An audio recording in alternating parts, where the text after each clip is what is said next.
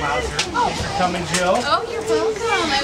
Jill is going to have to deal with the long race here, so it's going to be an interesting time. But I wanted to say thank you for all coming out today to hear me speak.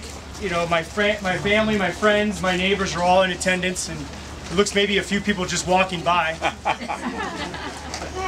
Today I stand before you to officially declare my candidacy for Congress in the 8th District of Washington State.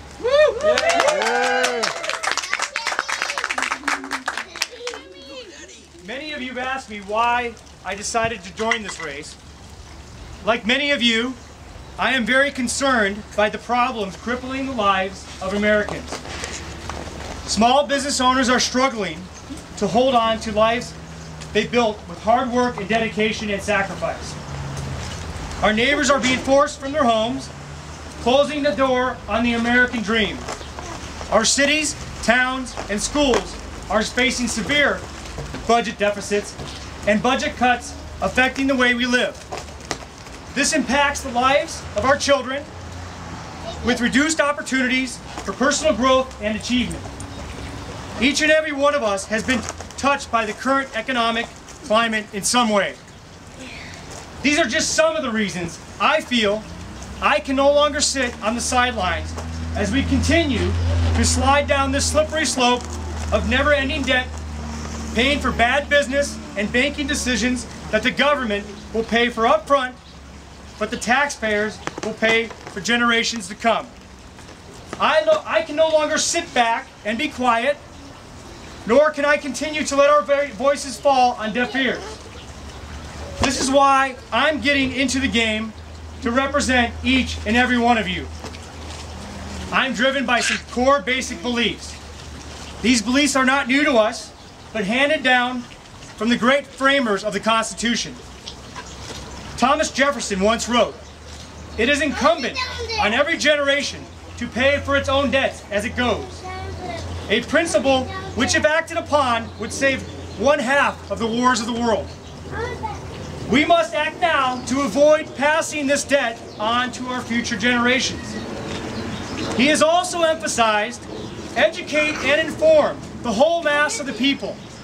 They are the true, sure resilience for the preservation of our liberty. This, I'm sure, spans across many states and the investment from our federal government in education reform. To that, my campaign platform is simple, basic, but also very specific to improving our economy and our way of life. We need less government and fewer taxes, but also specific, we need to create jobs. We must invest in real jobs that we can rely on for years to come. My dream, in fact, is that we are home to the next big innovative company right here in our district, taking advantage of the many skilled and trained workers that are either unemployed or underemployed. Also, for a long-term survival of this great country, we must focus on the reduction of dependency on big oil. That starts now with the real investment in clean energy and environmental stewardship, so that we are creating real jobs for the children's children and not just government stimulus jobs. We must also be diligent about real education reform. Without it, our survival is bleak. And finally, we must have true corporate and government responsibility and accountability. This reaches far into the handling the current crisis in the Gulf of Mexico to planning to avoid the next catastrophe of tomorrow. For us to accomplish these things, we need to all refocus our energy and invest in each other. We can no longer sit on the sideline, but we must step up and step in and collectively offer our experience and resources to help solve our problems. I ask you to join me, share the value of your insight, your experience, and share your stories. I want to know your hardships. I want to hear your wisdom and your ideas. I want to hear from each one of you and every one of you.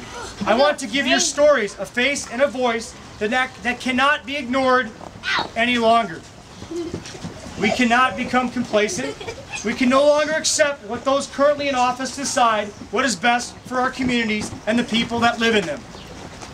Now is the time to take back what has been taken from us. My bid in this race is a grassroots effort, but with your help and your hard work, we can and we will win. If we come short, our message will move forward. I will try to keep this campaign simple while being expansive enough to visit as many cities and towns across this district. I want to have the opportunity to speak with the people who live here and work here.